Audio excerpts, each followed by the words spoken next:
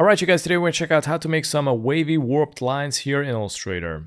Step 1, I'm going to go to the fill and stroke and I'm going to swap it so the fill is going to be black. And I'm going to click on the stroke here and click on the none. Click on the fill so it's going to be on the top. From here, let's go and select the rectangle and drag a line like this. Press and hold Alt to drag it down until they're going to intersect here. I'm going to recolor this as white.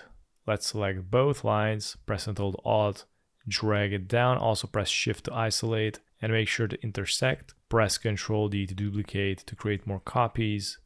And I'm gonna select the white to delete, select all these lines, right click group.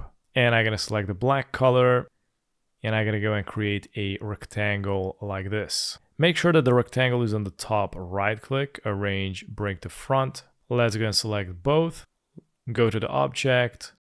Let's go to envelope, distort, and make with top object. So this is the shape that we should have right here. And let's go to the pen tool, long click on it, and select the add anchor point tool. And we're gonna go and add 2 anchor points here and here. Also do the same thing at the bottom, doesn't need to be perfect. Now let's go and select the direct selection tool, and we're gonna go and select one of these anchor points that we added. Select it and just bring it, and check this out.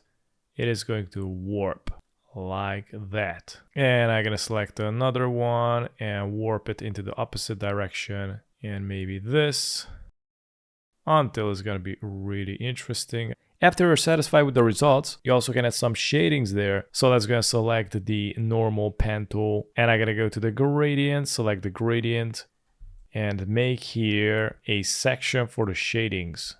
I'm going to start like this, go somewhere here, connect it right here. And let's go to the opacity, change it to multiply.